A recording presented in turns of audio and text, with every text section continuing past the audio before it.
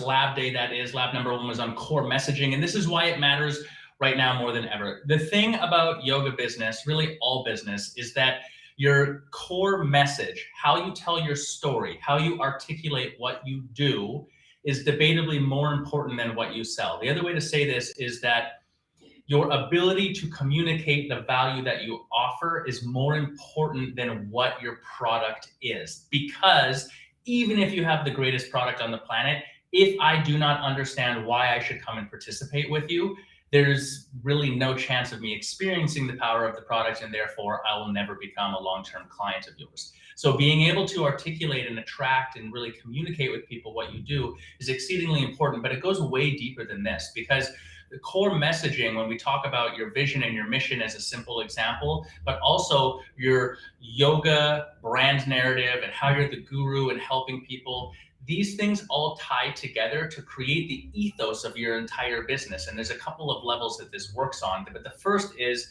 you become memorable to people because you've given them a powerful story in their mind for them to live vicariously through until they come in and participate with your business. Number 2 is you've made sure that your business operations are smoother and easier, because when you have all of these things defined, you know what your core message is, then you don't have to think every single time you write an email or make a sales page or get on a phone call or end up on a podcast or anything else. You don't have to think about what to say.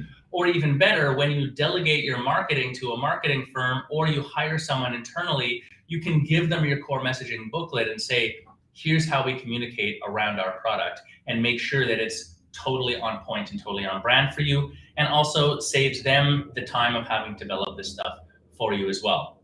The other thing that people don't consider, though, when we're talking about marketing and messaging is the fact that it's becoming more and more difficult for you to clearly differentiate yourself within the market.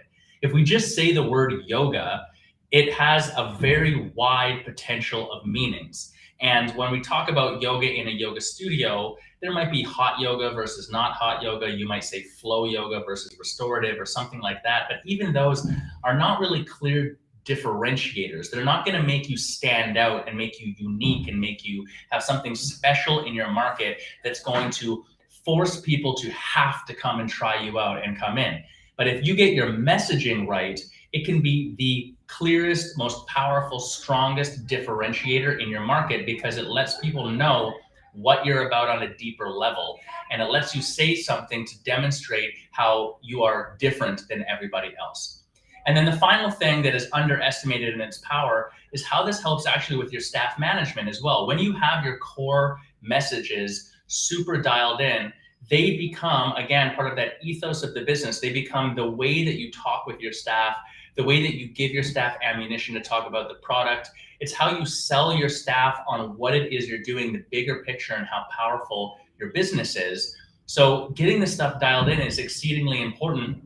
And most businesses, especially in the yoga world, don't go through the effort to really deep dive on how they should articulate this and how they should tell their yoga journey story and how they should really make sure that it's powerful and resonant with the people who are actually looking at their business. So that's what we spent most of the time working on today. We had a little bit more to go on for tomorrow. The question I would pose to you, post in the comments down below, what is the unique part of your story? What about your studio or your business that you tell people, that you repetitiously put into the market, is special or unique? How do you say it? It might be a specific detail of what you offer. It might be how you word something. What is it? Post it in the comments down below.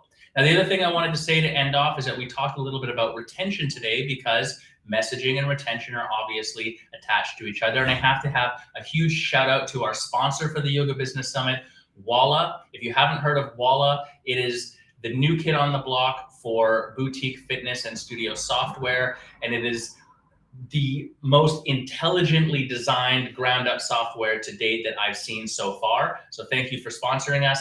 Laura Munkholm, the actual CEO, sent a video in with us that we watched talking about retention strategies. And the big takeaway from this was that when we're looking at messaging in terms of retention, it's realizing that we have to speak to different clients in a different way based on their personality type. So she broke down the 4 primary personality types and how the way you would communicate with them would change, and that would help them have more motivation to stay active in your business. I'm going to put a link in the comments down below. We will publicly post Laura's video for you guys to go check out, where she breaks down the personality types and everything else as well. And let me know what you think about it. I think it's really cool stuff. They're the first company that's partnered up with some psychologists and some basically smarter people around the subject matter than even myself, to really make sure that they figure out how to dial this in and help people create positive habit like a regular yoga practice. All right, we'll be back tomorrow with more action from the Yoga Business Summit. Talk to you soon. Peace.